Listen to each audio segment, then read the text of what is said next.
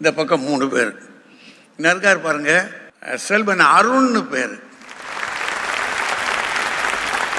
அவர் வழக்கறிஞராக இருக்கார்.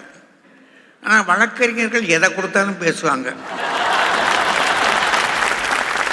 இவரை இங்கிட்டு போய் உட்கார வச்சாலும் பேசுவார், அவரை இங்கிட்டு வச்சாலும் பேசுவார்.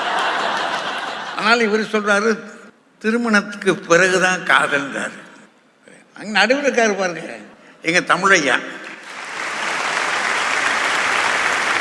ராமலிங்க ஐயா. அவர் சொல்லி கொடுக்கறதெல்லாம் காதல் தான். ஆனால் சொல்கிறாரு இது ஏட்டு சுரக்கா கறிக்கு உதவாது அப்படின்னு ஒரு முடிவுக்கு வந்துட்டார். அந்த கடைசிக்காரர் பாருங்க, அவர் தெளிவாகிக்கிறார். நடக்காதியா, காதல்னு பண்ணுவாங்க சொல்லுவாங்க, அப்புறம் இல்லை நான் வேற முடிவுக்கு வந்துட்டேன்.